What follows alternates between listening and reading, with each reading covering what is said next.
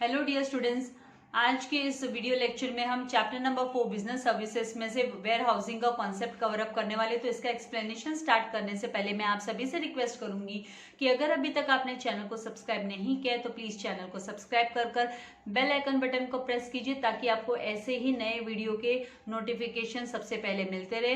Video को like करना and share करना नहीं भूलना है। तो डियर स्टूडेंट्स, यहाँ पर वेयर हाउसिंग बोलेंगे तो स्टोरेज। हम नॉर्मल लैंग्वेज में, सिंपल लैंग्वेज में जब हम बात करते हैं तो वेयर हाउसिंग मतलब हम बोलेंगे कि गोडाउन है, स्टोरेज है। तो वेयर हाउसिंग का मतलब क्या होता है वो हम समझेंगे। तो यहाँ पे ये पिक्चर दिखाया है जिसमें आपको बहुत सारी जो कार्टन्स पैक्स दिखाई दे रहे हैं। जो है ये वेयर हाउसिंग है जहां पर ये स्टोर कर रखा गया है। तो in simple language warehousing refers to storage of goods को स्टोर करना and consist of all those activities which are connected with storage. और सारे के सारे वो एक्टिविटीज इसमें इंक्लूडेड है, वेयर हाउसिंग के अंडर में आता है जिस जो स्टोरेज से रिलेट करता है, मतलब वेयर हाउसिंग से रिलेट करता है। एंड प्रिजर्विंग ऑफ गुड्स, साथ ही गुड्स को प्रिजर्व करने से को लेकर भी ये रिलेट करता है। Now it is a means of storing the goods. मतलब वेयर हाउसिंग क्या है, गोडाउन्स क्या है, ये मीन्स है, रिसोर्स है स्टोर करने का, गुड्स को स्टोर करने का रिसोर्स है। Now warehousing can be defined as a group of activities connected with. तो वेयर हाउसिंग को हम क्या बोल सकते हैं, मतलब वेयर हाउसिंग फिर से ये रिपीट हो रहा है कि इसका मतलब है, इसका डेफिनेशन होता है कि ये सारे के सारे ग्रुप ऑफ एक्टिविटीज जो कनेक्टेड है विद द स्टोरिंग को लेकर and preserving of stored goods. जो स्टोर किए हुए गुड्स है उनकी प्रिजर्विंग, मतलब उनको हम कंजर्व करके रखते हैं, प्रिजर्व करके रखते हैं कि डैमेज ना हो, खराब ना हो, स्पॉइल ना हो फ्रॉम टाइम ऑफ प्रोडक्शन के समय से लेकर till the time of consumption. जब तक वो कंज्यूम नहीं होते वो प्रोडक्ट्स तब तक उनको प्रिजर्व करना और स्टोर कर रखना, मतलब हुआ warehousing. Now definition of warehousing. तो a warehouse is defined as a establishment. An establishment, warehousing क्या, वेयर हाउस क्या है, एक एस्टैब्लिशमेंट, एक बिल्डिंग है। आप मतलब बिल्डिंग नहीं बोल, कभी कभी गोडाउन छोटे भी होते हैं, बिल्डिंग जितने बड़े नहीं होते, पर बता रही है कि एस्टेब्लिशमेंट हुआ, एक गोडाउन हुआ फॉर द स्टोरेज और एक्यूमुलेशन ऑफ गुड्स को एक्यूमुलेट कर रखना, जमा करके रखना, स्टोर करके रखना। ये छोटी सी डेफिनेशन है, आपको ये डेफिनेशन लर्न कर लेनी है कि warehouse is defined as an establishment for the storage और accumulation of goods. Now functions of warehouses, warehouses के फंक्शंस क्या है, कौन कौन से फंक्शंस है। तो सबसे पहला फंक्शन है स्टोरेज, आपको स्टोर करना है। वेयर हाउस के फंक्शंस के अंडर में आता है, एक्टिविटीज में आता है स्टोरेज। तो this is the basic function of warehousing. ये बेसिक फंक्शन हुआ, फाउंडेशन, मतलब ये सबसे पहले मेन फंक्शन हुआ वेयर हाउसिंग का।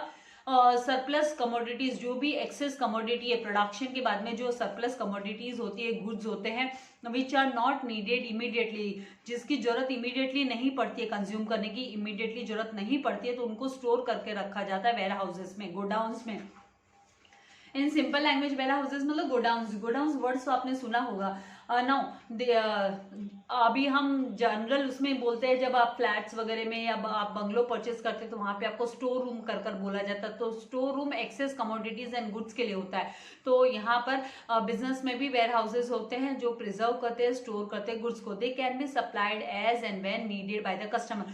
तो जब गुड्स को स्टोर कर रखा जाता है, स्टोरेज किया जाता है गुड्स का, तो जब उसकी जरूरत पड़ती है, गुड्स की जब डिमांड आती है मार्केट में, तब गुड्स को सप्लाई किया जाता है और कंज्यूमर के हाथों तक पहुंचाया जाता है। Now price stabilization. तो warehouses play an important role in the process of price stabilization. मतलब प्राइस को स्टेबल रखने में भी वेयर हाउस है जो बहुत ही इंपॉर्टेंट रोल प्ले करता है। And it is achieved bye, तो हम इसकी स्टेबिलिटी कैसे अचीव कर सकते हैं, तो it is achieved by creation of time utility by warehousing. Warehouse कर जब उसकी जरूरत पड़ेगी, मतलब टाइम, जब उस प्रोडक्ट की जरूरत पड़ेगी, जब समय आएगा तब उसको उसका सप्लाई किया जाएगा, तो टाइम यूटिलिटी को ये क्रिएट करता है। In warehouses usually large stock of goods is kept. बड़े स्टॉक जो होते हैं गुड्स के, उनको ही वेयर हाउसेस में रखा जाता है। बड़ा स्टॉक मतलब बहुत ज्यादा क्वांटिटी में प्रोड्यूस हुआ प्रोडक्ट्स जिसका इमीडिएट कंजम्पशन नहीं हो सकता, उनको स्टोर किया जाता है। Now when ever there is storage in the market, जब भी हमें मार्केट में goods can B immediately supply, तो मार्केट में जब स्टोरेज होगा, माल जो है गोडाउन में पड़ा रहेगा, तभी तो जब उसकी डिमांड आएगी तो इमीडिएटली हम सप्लाई कर सकते हैं थ्रू वेयर हाउसेस के थ्रू हेल्प से। इमीडिएटली प्रोड्यूस करके तो नहीं हो सकता ना, जब अचानक से डिमांड आई और अचानक कोई गुड प्रोड्यूस हो जाएगा, ऐसा नहीं है, प्रोड्यूस कर रखना पड़ता है गुड्स को, which helps in price stabilisation. इसके वजह से जो प्राइस है, प्राइस में भी स्टेबिलिटी आती है, ज्यादा हाई ज्यादा लो वाला केस नहीं होता है, to avoid rise in price. तो इसके ड्यू टू डिमांड ज्यादा होने से उसके प्राइस इंक्रीज हो जाए, ऐसा नहीं। एंड सप्लाई का जो डिफरेंस है, due to demand and supply के डिफरेंस की वजह से जो प्राइसेस में इंक्रीज आता है, वो उछाल नहीं आएगा अगर गुड्स एंड कमोडिटीज जो है वो स्टोर कर रखे जाएंगे। तो ये टाइम यूटिलिटी को क्रिएट करता है। हम वेयर हाउसिंग मतलब हम स्टोरेज स्टोरिंग कर हम गुड्स को के लिए टाइम यूटिलिटी क्रिएट करते हैं, मतलब समय आने पर उसे यूटिलाइज किया जाएगा, यूज किया जाएगा। Now risk bearing, when goods are stored in warehouses, जब गुड्स को वेयर हाउसेज में स्टोर किया जाता है, they are exposed to many risk, तो वो है ना कॉन्टेक्स्ट में आते हैं, संदर्भ वो उनके सामने बहुत सारे रिस्क अराइज होती है। जैसे कौन से रिस्क, कौन कौन से टाइप के रिस्क अराइज हो सकते हैं, तो in the form of theft, चोरी के रूप में की, theft in the form of theft, deterioration, damage होने के, खराब होने के, स्पॉइल होने के चांसेस, देन फायर, आग लगने के चांसेस। तो warehouses are constructed in such way, तो इस वजह से वेयर हाउसेज का कंस्ट्रक्शन इस प्रकार से होता है कि दे मिनिमाइज दीज रिस्क। ये जो चोरी वाली रिस्क है, मतलब गोडाउन की यहाँ पर हम वॉचमैन जो गार्ड है उसको हम रखेंगे 24 घंटा 24 आवर्स का गार्ड होगा, सिक्योरिटी रखा जाएगा। देन फायर से सेव करने के लिए हमें जो टाइम टू टाइम जितने भी इलेक्ट्रिक स्विचेस वगैरह है वो उनकी रिपेयरिंग वगैरह, तो ये सब ध्यान में रखकर वेयर हाउस का कंस्ट्रक्शन होता है। वेयर हाउस कीपर मतलब जो सेफ गार्ड करने के लिए सिक्योरिटी गार्ड होता है, has to take the reasonable care of the goods and safeguard them against various risk. जो वेयर हाउस कीपर होता है, जो वेयर हाउस कीपर मतलब यहाँ पे वो कारभार देखेगा, जो गोडाउन में जो कारभार है, जो स्टोरेज से लेकर अदर फैसिलिटीज का वो ध्यान रखेगा। फॉर एनी लॉस और डैमेज, अगर कोई लॉस होता है, डैमेज होता है sustained by goods, warehouse keeper shall be liable to the owner of the goods. तो जो वेयर हाउस कीपर होता है वो फिर है ना लायबल होता है। तो यहाँ पे वेयर हाउस कीपर बहुत सारे जो लोग हैं इसका बिजनेस भी कैरी आउट करते हैं, मतलब वो लोग क्या करते हैं, बिजनेसमैन को वेयर हाउस फैसिलिटी प्रोवाइड करते हैं।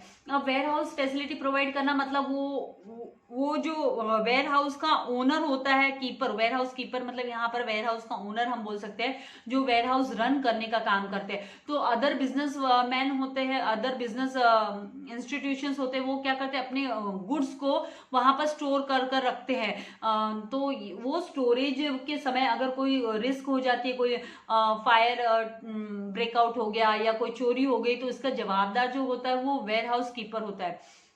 तो ये वेयर हाउस कीपिंग का भी बिजनेस रन करते हैं बहुत सारे लोग, 2 4 5 बड़े बड़े जो गोडाउन्स है या बिल्डिंग में बड़े बड़े फ्लैट्स, वो लोग बड़े जो शॉप्स है वो लोग हायर कर लेते हैं और फिर बाद में वो दूसरे का गुड्स अपने उस हायर किए हुए शॉप्स में रखते हैं और उनसे चार्ज करते हैं। वेयर हाउसिंग करने का चार्जेस वो लोग लेते हैं। Now fourth, financing loans can be raise from the warehouse keeper और from financial institutions against the goods stored by the owner जब गुड्स को स्टोर करता है तो वो वेयरहाउस कीपर से लोन ले सकता है, लोन रेज कर सकता है या कोई अदर फाइनेंशियल इंस्टीट्यूशन से लोन वो लोग लेकर अपने जो वेयरहाउस को है वो क्या कर सकते हैं, फाइनेंस कर सकते हैं। Now goods act as security for the warehouse keeper और financial institutions in this manner। तो ये जहाँ पर जो सारे गुड्स है उनकी सिक्योरिटी की जवाबदारी जो है फाइनेंशियल इंस्टीट्यूशंस के एंड वेयर हाउस कीपर्स की होती है। In this manner warehousing acts as a source of finance. तो वेयर हाउसिंग जो है वो फाइनेंस का सोर्स भी होता है for the businessman for meeting the business operations को कैरी आउट करने के लिए, एक्टिविटीज को कैरी आउट करने के लिए जो बिजनेसमैन है वो वेयर हाउस कीपर से भी लोन ले सकते हैं, अदर फाइनेंशियल इंस्टीट्यूशन से भी लोन ले सकते हैं। नाउ ग्रेडिंग एंड पैकेजिंग क्या होता है, तो sorry packing, grading and packing. तो warehouses nowadays provide the facilities of packing की फैसिलिटी भी प्रोवाइड करते हैं। Processing and grading of goods को ग्रेडिंग करना, हाई क्वालिटी A ग्रेड वाले, B ग्रेड वाले, इस तरीके से ग्रेडिंग एंड पैकिंग का काम so goods can be packed in convenient size, उनके कन्वीनियंट साइज में वो पैक किए जाते हैं as per the institutions of the owner, sorry as per the instructions of owner. Owner जैसे बोलता है उसके अकॉर्डिंगली जो वेयर हाउस कीपर होता है वो पैकेजिंग वगैरह का काम करवा के लेता है एंड गुड्स को ग्रेडिंग भी देते हैं एज पर देयर साइज।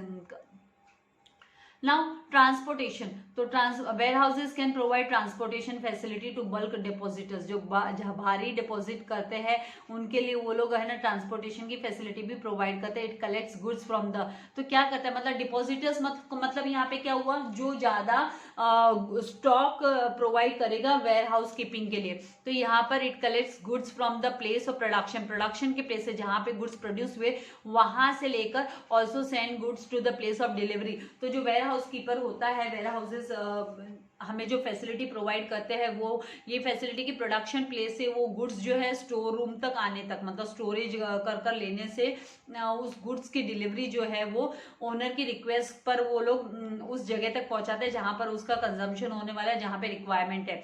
तो ये फैसिलिटी भी वेयर हाउस कीपर्स प्रोवाइड करते हैं। Now time and place utility, warehouses create time utility by preserving the goods को प्रिजर्व कर टाइम यूटिलिटी, तो मतलब जब गुड्स की जब इसका कंजम्पशन होने वाला होगा, जब इसकी डिमांड अराइज होगी उस समय पर ये प्रोवाइड करते हैं, तो उस समय तक उनको प्रिजर्व करके रखना होता है गुड्स को। एंड जब डिमांड अराइज होती है जब उस प्रोडक्ट की, तो उस समय पर वो प्लेस यूटिलिटी भी क्रिएट करते हैं by providing the goods at that place, वो प्लेस तक वो गुड्स पहुंचाते हैं वेयर दे आर रिक्वायर्ड, जहां पर उन गुड्स की रिक्वायरमेंट होती है।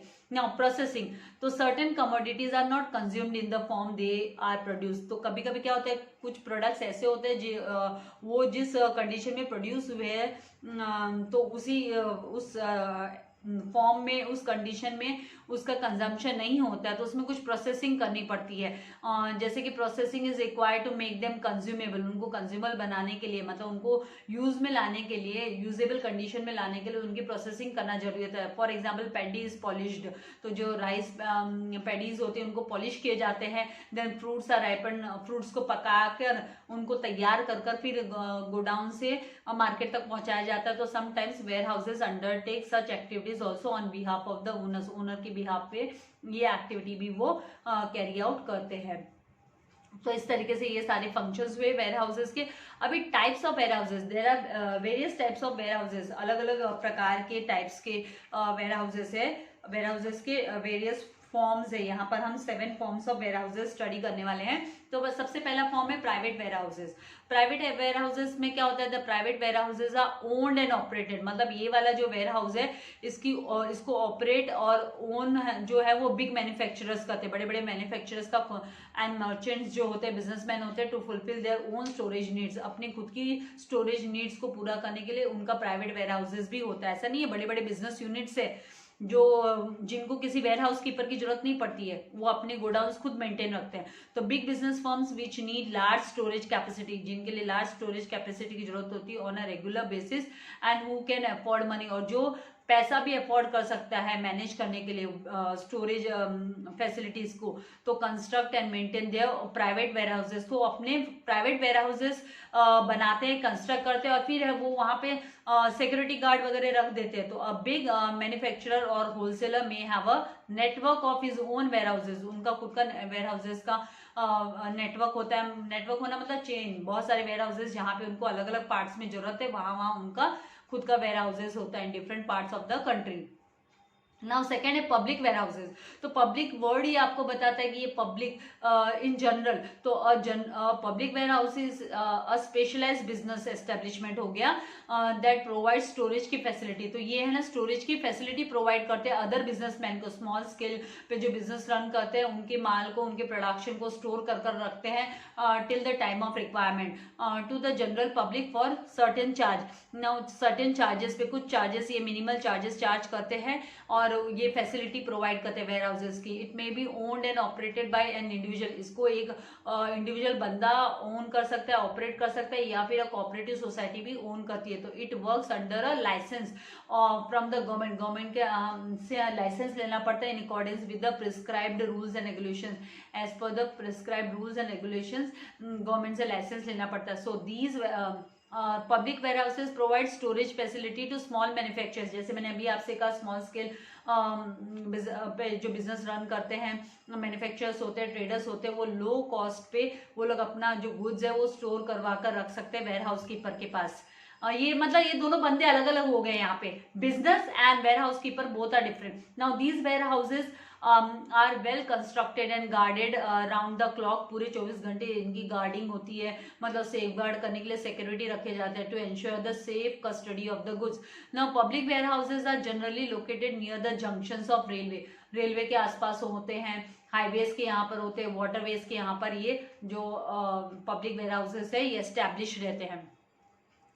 नाउ बॉन्डेड वेयर हाउस, तो bonded warehouses are licensed by the government, इनको भी ना गवर्नमेंट से लाइसेंस लेना पड़ता है जिसको भी बॉन्डेड वेयर हाउसेज रन करना है, टू एक्सेप्ट इम्पोर्टेड गुड्स को एक्सेप्ट करने के लिए, रखने के लिए, for storage until the payment of custom duty, जब तक वो कस्टम ड्यूटी पे नहीं करते हैं।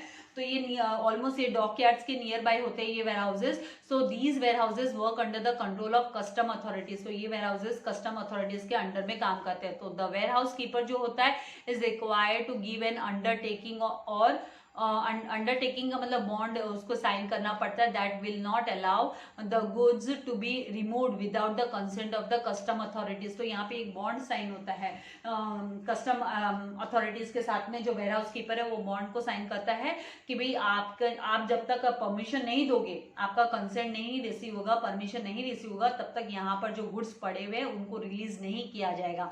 सो the goods are held in the bond and can not be withdrawn without paying the custom duty, तो कस्टम ड्यूटी पे किए बिना ये विड्रॉ नहीं कर सकता है जिसका भी ये इम्पोर्टेड गुड्स है।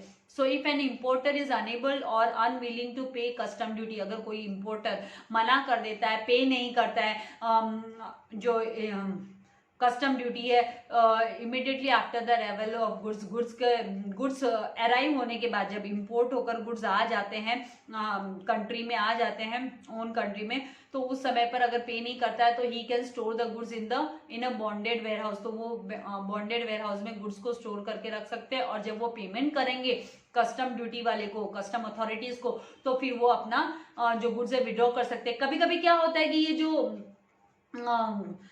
इंपोर्टर होता है, जो गुड्स इंपोर्ट करता है, वो कभी कभी थोड़ा थोड़ा करके गुड्स विड्रॉ करता है। क्यों? इसका रीजन क्या है कि वो इंस्टॉलमेंट्स में जब पेमेंट करता है goods in installments by paying the custom duty proportionately, मतलब उसको जितने गुड्स की रिक्वायरमेंट है उतना का उसने कस्टम ड्यूटी पे किया और उसने वेयर हाउसेज से रिमूव कर लिया, तो वो इंस्टॉलमेंट में भी वो गुड्स को, मतलब थोड़े थोड़े करके भी वो इंपोर्टेड गुड्स को जो है वो पिकअप करता है, विड्रॉ करता है बॉन्डेड वेयर हाउसेज से। नाउ नेक्स्ट फोर्थ वन है ड्यूटी पेड वेयर हाउसेज। तो ड्यूटी पेड वेयर हाउसेज कौन से होते हैं? तो if an importer faces any problem in transportation of goods के ट्रांसपोर्टेशन में अगर उसको कोई भी प्रॉब्लम अराइज होती है, फेस होती है after making payment of duty का पेमेंट करने के बाद में, मतलब वो जब कस्टम ड्यूटी को कस्टम अथॉरिटीज को ड्यूटी पे कर देता है इंपोर्टेड गुड्स के ऊपर जो ड्यूटी लेवी होती है, then goods can be stored at a duty paid warehouse, तो फिर गुड्स को ड्यूटी पेड वेयर हाउसेस में स्टोर किया जाता है। बॉन्डेड वेयर हाउसेस कौन से होते हैं? जहां पर ड्यूटी नहीं पे की जाती है और गुड्स पड़े रहते हैं इंपोर्टर के। And duty paid warehouses में आफ्टर पेइंग द ड्यूटी, जब ट्रांसपोर्टेशन की फैसिलिटी में कोई प्रॉब्लम होती है, अरेंज नहीं कर पाता है जो इंपोर्टर, तो वो ड्यूटी पेड वेयर हाउसेस में अपने गुड्स को स्टोर करके रखवा सकता है। तो all duty paid warehouses are public warehouses, तो जितने भी ड्यूटी पेड वेयर हाउसेज होते हैं वो पब्लिक वेयर हाउसेज होते हैं, which are available to all importers, जो कि सारे के सारे इंपोर्टर्स के लिए अवेलेबल है। Now duty paid warehouses help the importer as a proper care of goods is taken, तो यहाँ पे जो ड्यूटी पेड वेयर हाउसेज है वो हेल्प करते हैं इंपोर्टर को कि उसके गुड्स का अच्छे से ध्यान रखा जाए, उनकी processing of goods can be done, like storing का काम, रीपैकेजिंग का काम वो जो ड्यूटी पेड हाउस कीपर होता है वो करवा के लेता है। Such warehouses are more useful for re export of the goods, अगर गुड्स को री एक्सपोर्ट करना है तो ड्यूटी पेड वेयर हाउसेज होते हैं वो ज्यादा इंपॉर्टेंट होते हैं, मोस्ट इंपॉर्टेंट होते हैं। जब री एक्सपोर्ट करना है, मतलब आप एक कंट्री से इंपोर्ट करोगे और दूसरी कंट्री को री एक्सपोर्ट कर दोगे, तो उससे हम एंटरपोर्ट बोलते हैं ना, तो यहाँ पे these are located near the port. तो ये कहाँ पर लोकेटेड होंगे, या तो डॉक यार्ड्स के यहाँ पे होंगे या फिर पोर्ट के यहाँ पे ये लोकेटेड होंगे। ये वाले जो ड्यूटी पेड वेयर हाउसेस होते हैं, मतलब एयरपोर्ट के आसपास होंगे, या फिर जहाँ पर शिप में से जो सामान आता है तो समुद्र के आसपास ये ओशियन सी वॉयज के थ्रू अगर आता है तो वहां पर ये डॉक यार्ड्स अवेलेबल होते हैं। Now fifth one, government warehouses. Government warehouses कौन से होते हैं? दीज वेयर हाउसेस, ये गवर्नमेंट वर्ड ही हमको बता देता है कि गवर्नमेंट इसको मैनेज करती है, गवर्नमेंट रन करती है। तो these warehouses are owned, managed and controlled by central and state government. इनको कंट्रोल कौन करता है? तो सेंट्रल गवर्नमेंट या स्टेट गवर्नमेंट कंट्रोल करती है, और पब्लिक अथॉरिटीज इन्हें कंट्रोल करती है। Now it is difficult for small farmers. तो छोटे छोटे जो फार्मर्स होते हैं, बिजनेसमैन होते हैं, ट्रेडर्स होते हैं, उनको है ना अपना खुद का वेयर हाउस खरीदना मुश्किल हो जाता है, महंगा पड़ता है। So these government warehouses उनको हेल्प करती है, असिस्ट करते हैं in storing their goods at nominal charges, एकदम मिनिमल चार्जेस में। नॉमिनल चार्जेस मतलब बहुत कम चार्जेस पे करने पड़ते हैं। Central warehousing corporation of India CWC, then state warehousing corporation SWC and food corporation of India FCI are having warehouses. तो इन ये जो गवर्नमेंट बॉडीज है, इनके अपने खुद के वेयर हाउसेस हैं across the different states and country, जो ये वेयर हाउसिंग की फैसिलिटी जो है प्रोवाइड करते हैं एट अ नॉमिनल चार्ज, मतलब minimal charge. Now cooperative warehouses कौन से हुए? तो these warehouses are owned, managed and controlled by cooperative societies. Cooperative warehouses cooperative societies manage करते हैं, वो ही रन करते हैं, उनके हाथ में कंट्रोल होती है, भागदौड़ होती है इस वेयर हाउस की। So they mainly provide warehousing facilities at most economical rates, बहुत ही कम इकोनॉमिकल रेट्स में ये प्रोवाइड करते हैं, जो अफोर्डेबल रेट्स में प्रोवाइड करते हैं। And these type of warehouses are very useful for farmers. तो ये वाले जो वेयर हाउसेज है कोऑपरेटिव वेयर हाउसेज, इसका ज्यादा से ज्यादा बेनिफिट किसको होता है? फार्मर्स एंड ट्रेडर्स को होता है, एंड जनरल पब्लिक को होता है। And last, cold storage warehouses. तो कोल्ड स्टोरेज, अभी सारे के सारे वेयर हाउसेस के बारे में हमने पढ़ा, तो obviously cold storage warehouses भी एक special type of warehouses है, जहां पर जो पेरिशेबल कमोडिटीज होती है, जो कमोडिटीज जल्दी खराब होने वाली होती है, जैसे फ्रूट्स हो गए, फ्लावर्स हो गए, वेजिटेबल्स हो गए, डेयरी प्रोडक्ट्स हो गए, फिश हो गए, तो यहाँ पे कोल्ड स्टोरेज में स्टोर करके रखा जाता है। तो cold storage warehouses provide facilities for perishable commodities, perishable commodities like fruits, flowers, vegetables, dairy products etc. इन कोल्ड स्टोरेज वेयर हाउसेस क्या किया जाता है? गुड्स आर स्टोर्ड, गुड को स्टोर करते, कोल्ड का नाम मतलब रेफ्रिजरेट करके रखा जाता है एट वेरी लो टेम्परेचर, बहुत लो टेम्परेचर में, माइनस में भी कभी कभी होता है, at very low temperature, so as to preserve them, ताकि उनको प्रिजर्व करके रखा जा सके and use them in future, और फ्यूचर में उन प्रोडक्ट्स को यूज किया जा सके, जो पेरिशेबल प्रोडक्ट्स है, कमोडिटीज है, उनको यूज किया जा सके। तो international trade has become possible due to these warehouses. तो इंटरनेशनल जो आज जो ट्रेड इंक्रीज होते जा रहा है, इंटरनेशनल बिजनेस इंक्रीज होते जा रहा है, ये वेयर हाउसेज के वजह से ही पॉसिबल हो पा रहा है। तो आई होप आपको ये जो वेयर हाउसिंग का कॉन्सेप्ट है वो अच्छे से समझ में आ गया होगा। ये जो नेक्स्ट टॉपिक है कम्युनिकेशन, ये आप लोगों को सेल्फ स्टडी के लिए दिया गया है। तो ये नाउ वीडियो को लाइक करना एंड शेयर करना नहीं भूलना है, और अगर आपने चैनल को सब्सक्राइब नहीं किया है तो please subscribe the channel and press on the bell icon button, ताकि आपको लेटेस्ट वीडियो के नोटिफिकेशंस मिलते रहे। आपके लिए एब्सोल्युटली फ्री है सब्सक्रिप्शन, आपको कोई पेमेंट नहीं करना है, आज भी नहीं करना है, फ्यूचर में भी नहीं करना है। Thank you for watching video. God bless you all dear students.